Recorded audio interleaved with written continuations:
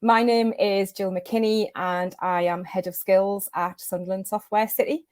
And I wanted to chat with you today about the findings of our most recent Digital Skills Audit. So last year in 2021, we launched our inaugural North East Digital Skills Audit to explore the impact of the pandemic on businesses and individuals in the region's digital and technology sector. The learnings we gathered helped us to primarily assess how COVID was impacting business performance, growth and recruitment. Equally, it allowed us to understand how an already fast-growing and ever-evolving sector found itself confronted with the challenges and demand for digital skills. The findings from last year's audit were a testament to the resilience of businesses in the region.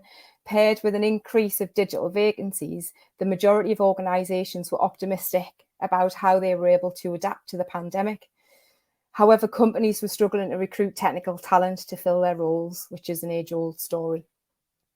This year, our report introduces the voice of the supply side of the tech talent by representing findings from students and future digital technology workforce. While only a snapshot of the wider landscape, it is imperative that the tech talent of tomorrow has a voice in the ongoing skills discussion. And actually, the findings proved really, really useful. This report exists to help the region, This report exists to help all regional digital skills stakeholders understand the changing landscape we're now confronted with. We hope our open data will help guide your policies and decision makers in pursuit of a stronger talent ecosystem. In 2022, the audit explored the supply and demand of digital skills, as I've just said. And this highlighted something quite worrying, but also a huge challenge as well. And it also showed us that we probably need to do some work with the supply side of things, which we'll come on to a little bit later. It highlighted massively and overwhelmingly a gap in relevant industry experience. In 2021, the audit focused on regional businesses, and the results showed that despite the pandemic, the businesses were continuing to recruit for more technical roles, but were struggling to find the right people. In this audit, we had strong representation from students, and so we asked about their experiences.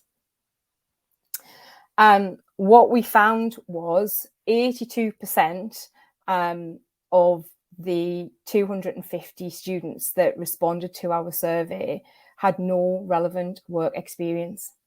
And that is a big issue. 43% of students are joining the industry via boot camps and other upskilling courses, whilst 21% of the future workforce are studying a relevant technology degree. We did notice that 63% of young professionals report that remote working is a key benefit to working with a company. It was actually mentioned in one of the earlier sessions around flexible human working, and I think there was a majority vote on how remote working has kind of impacted on recruitment from kind of the wider country as opposed to limiting it to the Northeast. So I think that just opens up the fact that we have remote working now in a lot of cases, or hybrid working in a lot of cases, opens up the region to the whole country. So, you know, there are examples, and I know Dave from Blue Sky can attribute this, but there are examples of people working in other parts of the country for businesses in the Northeast. You know, there might be an expectation to come in maybe once or twice a month, but people are finding that they can easily do their work based at home or co-working spaces outside of the region. So it does open up that opportunity. We also discovered that 27% of students choose developer as their career option or their career ambition. That's quite a low number when you equate it against the that's one of the key skills that businesses are looking for. So there's maybe a lack of awareness of what the key skills are, which is one of our roles in terms of the programs that we deliver, and supporting young people to understand what their opportunities are and what the key skills are that businesses are looking for, and helping them understand what their access ways are as well. But 27% of people studying a digital subject are choosing developer.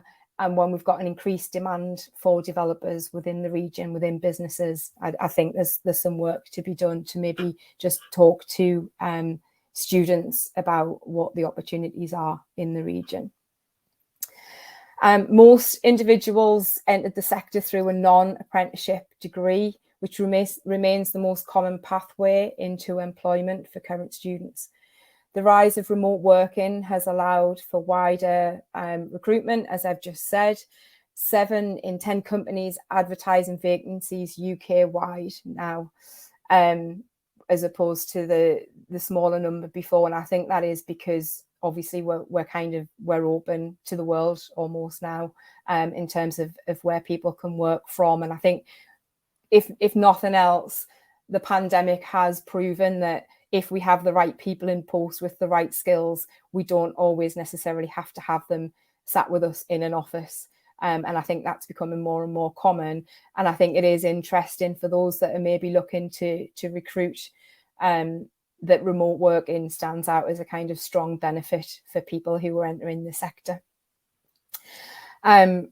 Over half of the companies which have recruited in the last 12 months have hired graduates. This is encouraging, as it shows there is an appetite to support early career development. And then we've also got the introduction of the Department for Education Digital Skills Bootcamps, T-level qualifications, and other kind of upskilling programs. And I think we are seeing an increase of people, young people in particular, choosing digital as a career aspiration. I think it's not quite clear to them when they first start off on their journey where it will lead them to, but it is certainly something that they are now starting to see as a credible career opportunity, and understanding where their transferable skills can sit and move them on through A levels or T levels, or whichever route that they choose to go. So that is really encouraging. I think we are seeing a rise in people choosing digital as a career.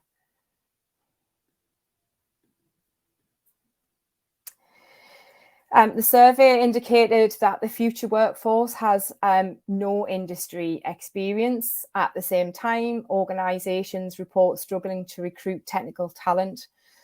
So whilst we must acknowledge this occurs for many reasons, there is an opportunity for organisations to support with bridging the industry experience gap. And I think it does need to be considered, given that that is the bottleneck. As I've said before, I think we've got a lot of talent in the region. I don't think that we have a lack of skills. I think the thing that's holding people back, both from an individual point of view and from a business point of view, is the gap in the experience expectations. So there is ways that businesses can support that, but I'd like to, through this session now, kind of explore that a little bit further. But there are opportunities to collaborate with education. For example, we've now got the Department for Education Digital Skills Bootcamps, which are being delivered across the region. We've got a number of colleges and training providers that are delivering up to 8-week boot camps that are geared around a level 3, so A level level.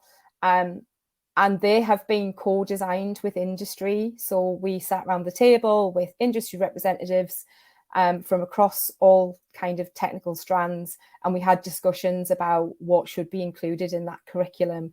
And we review those regularly so that we make sure that what we are delivering is fit for purpose. The bit that's missing from the Digital Skills Bootcamps is the experience opportunity for the people who are taking part. but there is an opportunity for businesses to get involved and open up their doors. And even if it was just a day in the life of a visit to your offices, I think that would be welcomed. And I think it would help particularly the participants of the boot camps in these scenarios understand what the sector has to offer them and get a kind of real insight into the inner workings, if you like. But I think, again, we have got that bottleneck. So I think although that is one opportunity to support, I think there's lots of things we need to explore. I think we'll probably need to have some kind of white wall session to help address this issue.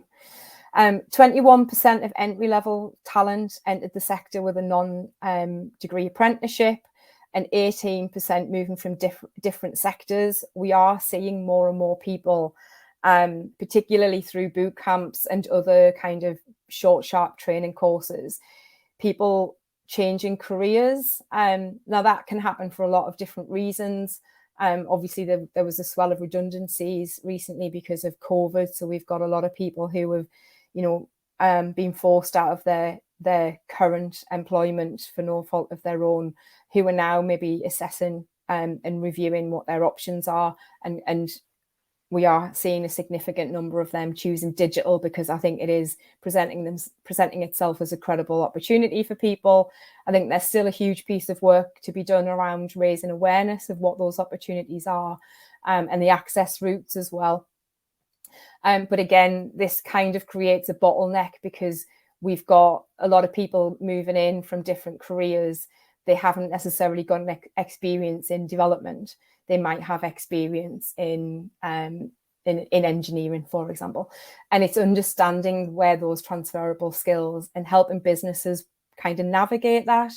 And rather than kind of cut them off at the pass because they've not got 2 years worth of experience in development, just really getting to grips with what their experience is to date and how that can support the business that they're applying to work for to kind of grow. We've got 18% self-taught people. This is what I tend to call the hidden layer of talent. We've got a significant amount of people who have the technical skills.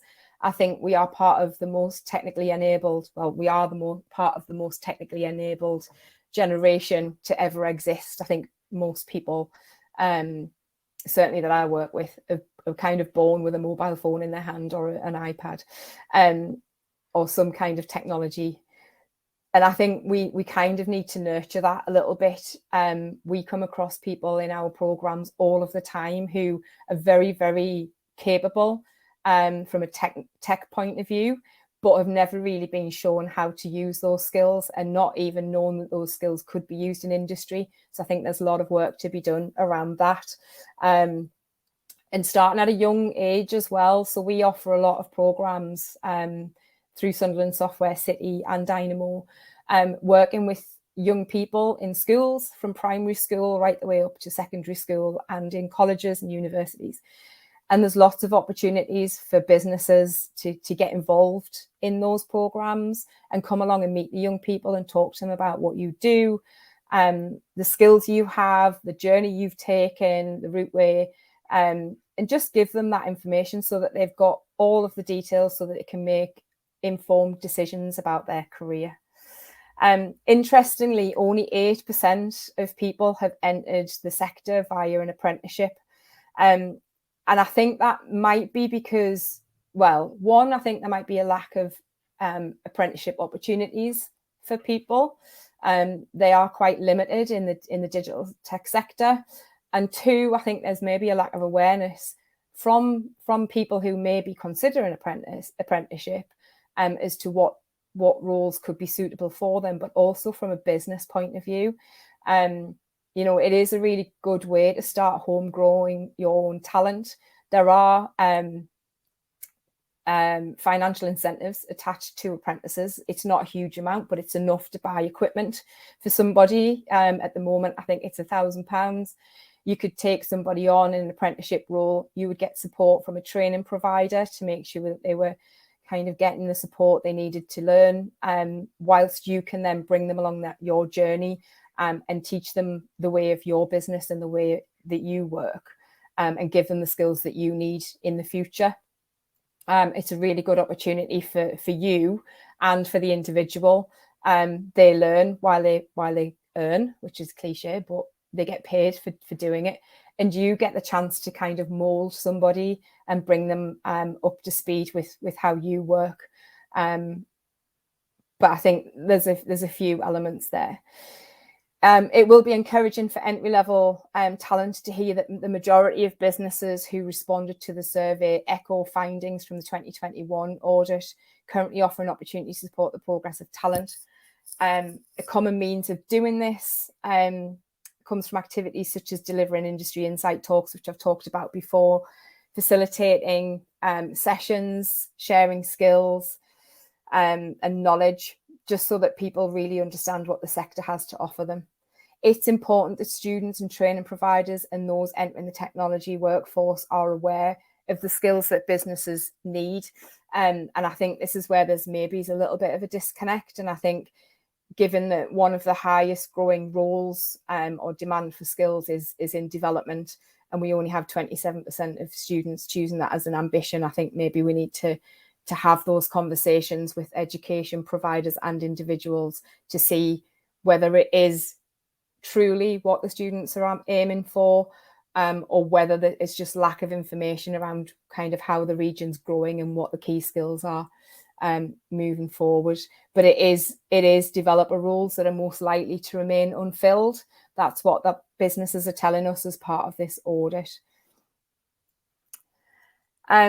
Student pathways, 11% of students are unaware of their career options. I think that's an opportunity, again, going back to what I've said previously, for businesses to kind of jump on board and start speaking to young people, well, people of all ages actually, about what they're looking for within their businesses. And that might be the thing that inspires them and helps them kind of make those decisions moving forward. The three top roles that students are aspiring to are IT and infrastructure, cyber security, again, which is really positive because that is something that's growing massively, and developer. And outside of those, I think that the big thing that attracts particularly young people into the sector is the gaming programs. They see it as the next step when they're not sure of where they want to be, or maybe have kind of the vision of moving into a gaming company, which is brilliant. But quite often when you speak to people as part of the gaming programs, they're on there because they can learn technical skills whilst doing something they really enjoy, but aren't really sure of what their options are and where their skills could take them.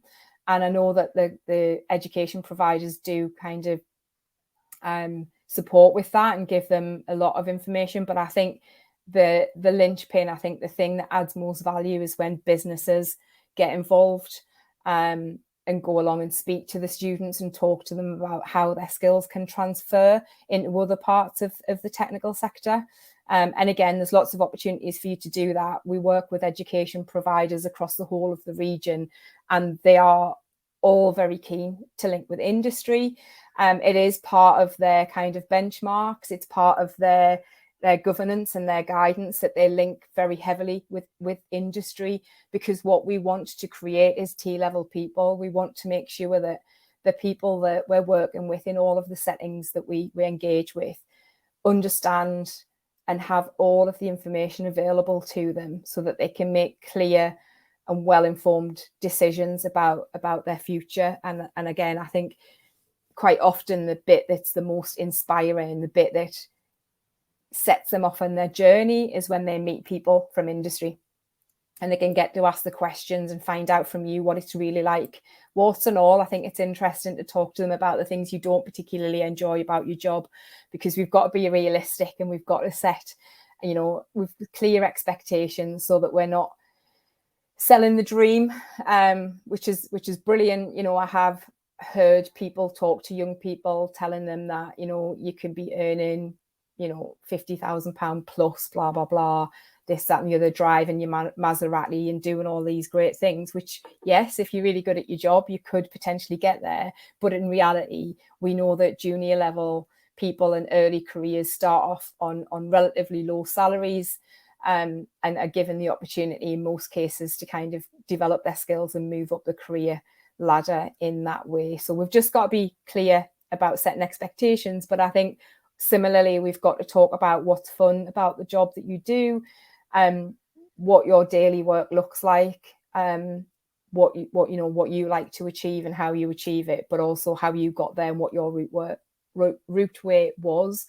Because I think it's important that we give all of the information. Yes, a degree is a really good option, but not everybody's suitable for degrees or wants to go to university. So apprenticeships are a really good option.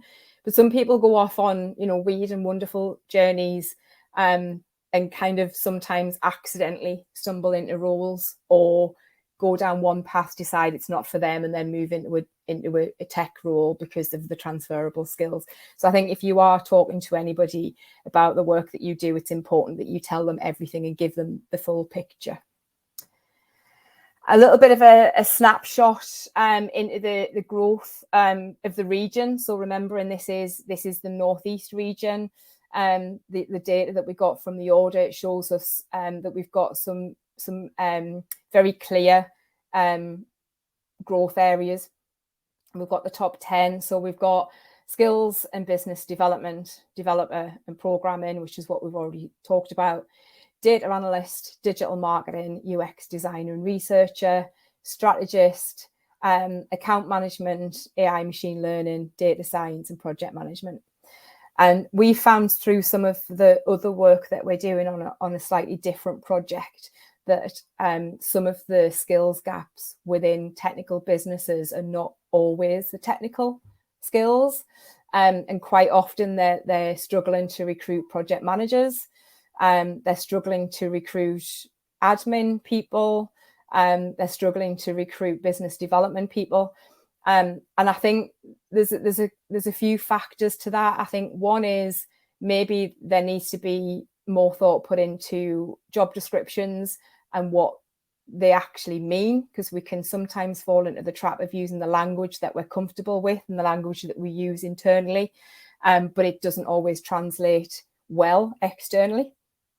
And I think sometimes one of the other challenges is that people see tech business, or they see it in a tech magazine or on LinkedIn, and the tech side of things worries them a little bit, and they feel as if they haven't necessarily got the skills that a technical business is looking for. So I think, again, with some of those kind of non-technical roles, I think it's important that we're very clear and transparent about what they actually mean, so that we can start being more open and accessible in our recruitment and helping people navigate, because it's quite difficult.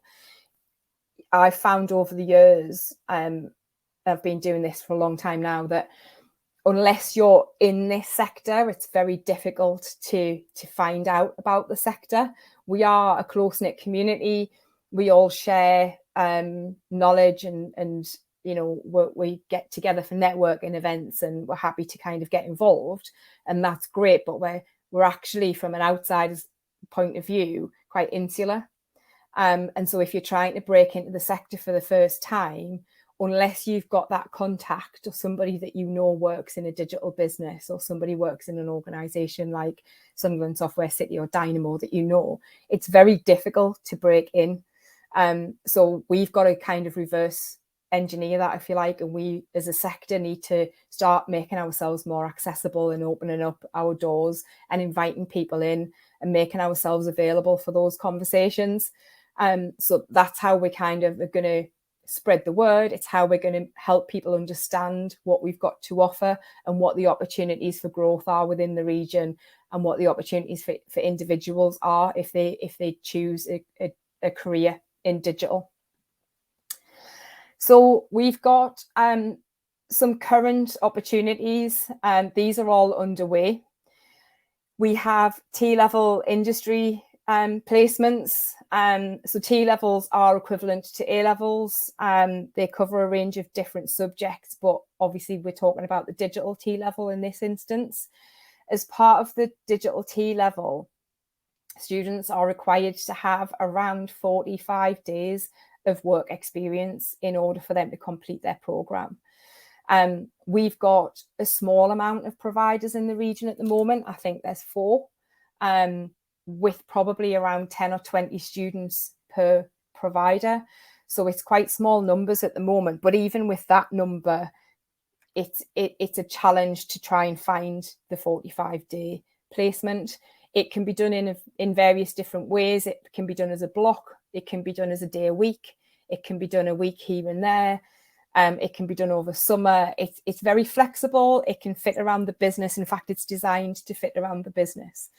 So if you'd like to find out more about that, please get in touch and ask a question.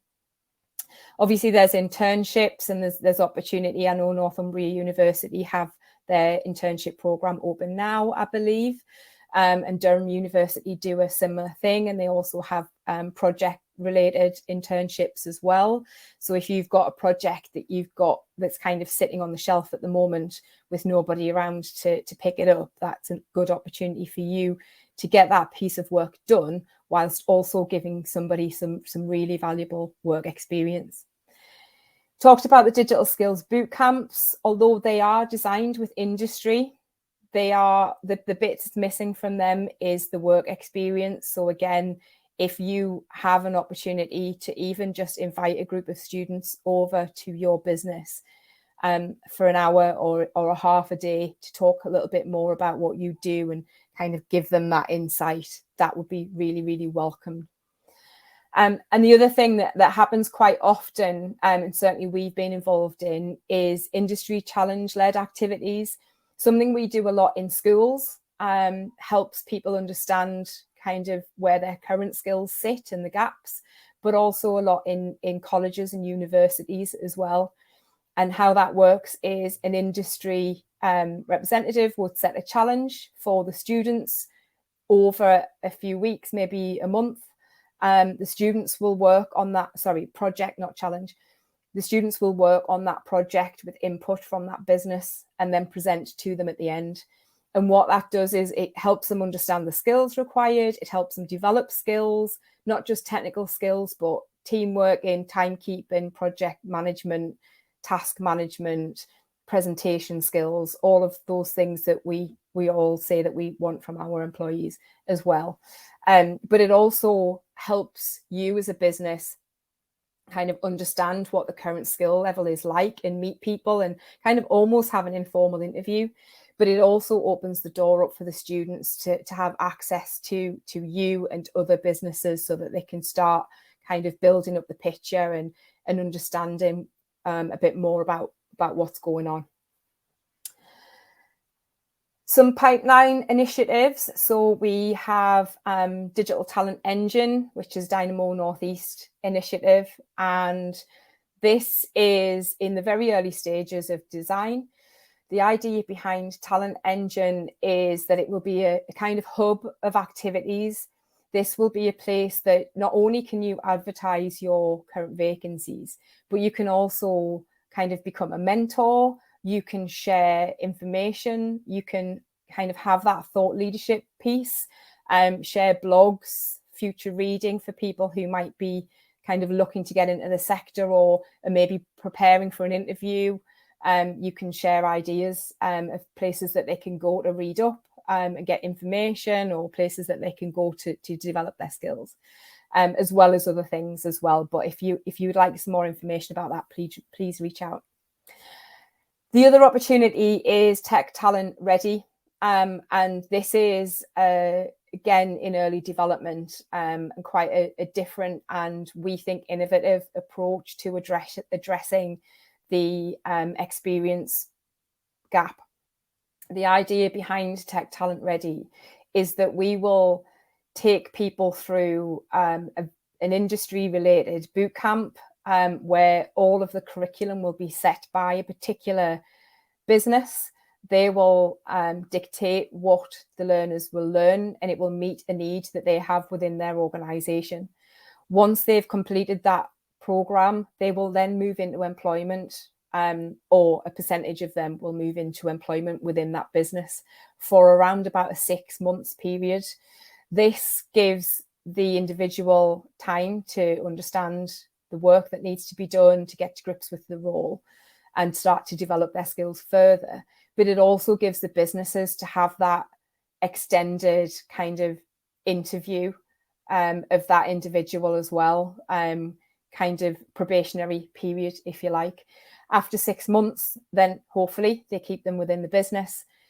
If not, if they're not suitable, then we will take them back as Sunderland Software City. We will continue to work with industry to set projects and work for the individuals to do so that they can continue to develop their skills. And we will then hopefully feed them back out into industry so that everybody can benefit from that. So we'll kind of almost have them pre-screened and ready to move into industry. So I am going to end my slideshow here, and I haven't been able to see the questions as I've been going through, unfortunately. So I'm just going to stop that there. And if you've got any questions, but the questions that I have for you as part of this discussion is, one, are you doing anything in your organisation that can offer people an opportunity to get work experience? And two, what will happen if we don't do anything here? We've got, as I said before, that bottleneck of talent. We know that we've got people coming through the system, so to speak. We have people choosing digital as a career option, but we have businesses that are looking for experience. So we've got a chicken and an egg scenario here, and I'd be really keen to hear from you about how you think we can address that. Just looking through the questions now. Yes, I can share that report. Absolutely. I will share it with Claire from Dynamo Lewis, who's on the call actually. Lewis, if you can share that with everybody, that would be brilliant. Yes, Andy, I agree. The trick is trying to make IT more appealing for young adults. We deliver quite a lot of programs in schools, like I mentioned before, primary right the way through. And we try and make it fun, but obviously we've got to set expectations. We take in makey-makeys and Raspberry Pis and those kind of things, and we do STEM clubs and lots of different hands-on activities. But I think the real benefit comes from industry input. I think it comes from businesses coming along and talking to young people, and if we have a former apprentice, for example, that joined a business and then has progressed up the career ladder and come along and talk about their experience and how they got into the sector and what they really love, that's the type of thing that really inspires young people, and it helps them understand that there is an opportunity for them as well. That's good that you've volunteered as a mentor as well. That's great. I think we could do with having a lot of mentors across the region. I think that's a really powerful way of supporting young people. Perfect, Kay. So if you've got that opportunity, if you are looking for more businesses to get involved, I'm sure that you could use this platform to get people to engage. Yeah, I agree. There's not just developer roles, there are other roles as well. I think it's key to talk to people about the growth areas, and developer is the challenge at the minute for a lot of businesses. So I think anybody who's looking to get into those roles, there are opportunities for them, given that they need to get some experience. But I think you're right, there is a need to make sure that we cover the broad range of technical skills and roles that are available. Yeah, Alicia, so gathering lots of information. Again, I think use this platform in the networking sessions to kind of ask businesses and have conversations. I think is really useful from a student point of view. It's difficult. I get requests to help with work experience all of the time at a range of levels. So from school work experience right the way through to graduate. And it is difficult. And I appreciate that from a business's point of view. Somebody has to take ownership of that. And it's not always possible, particularly if you're an SME, you might not have the capacity to be able to do that. So I think this is why we have to think out of the box a little bit. And I think project setting is one of them. If it's industry specific, if it's something that you would be working on within your business and it's real life, then I think that's one of the useful things. I think we've kind of got to almost have a give and take as well. I think from a business's point of view, I think that there needs to be kind of a little bit more flexibility when you're asking people about their experience, because they might not have the 2 years technical experience you need, but they might have other industry experience or other experience they can bring to the table that would really benefit your organization as well. So Kay saying one of the challenges we have on the bootcamp is getting employers to even consider learners from different disciplines. Yeah, we need to get employers to change their recruitment strategies for those applicants who don't have the tech degree. Yeah, I think I kind of tend to agree. I think we're still having employers that are looking for a degree. So we've got that kind of rock and a hard place. So we've got people who are going through different channels. There's lots of money being thrown at digital boot camps and other upskilling programs where people moving into the sector won't have a degree, but the argument is if they're capable of doing the job and they've got the technical skills, is a degree the requirement, or can they be a bit more flexible when they're doing their recruitment? I think there's lots of from conversations that I have regularly, there are a lot of businesses that kind of are starting to explore the investment in early careers. There is that risk factor that I just was chatting about the other day, actually. You can invest in somebody, pay for them to kind of go through a training program or support them to upskill. But the risk is, do you get them to that point and then could they leave? But you could say that about any employee, really. You could bring somebody on board, invest in the recruitment, invest in getting them onboarded into your business, and then another organization could offer them a little bit more money and they could move on. So you've kind of almost got to take the plunge at some point, I guess. Kay saying sometimes people have the skills but just need a course to make them feel their skills are validated. Yeah, I agree. And I think we're seeing that happen a lot on the digital skills boot camps. I think we've got a lot of skilled people. In fact, we have got a lot of skilled people. These boot camps are geared at a level 3, so people have to have some level of skill before they come along, and knowledge, so that they can kind of quickly jump on board. Doing that boot camp kind of validates their skill, but also the other thing that it does is it opens up the sector as well. Gives them access to industry, but also helps them understand the growth areas and the areas that they should be focusing on. I'm conscious of time. I think we've got 2 minutes left. So if anybody has any final suggestions or questions, if you can pop them in the chat.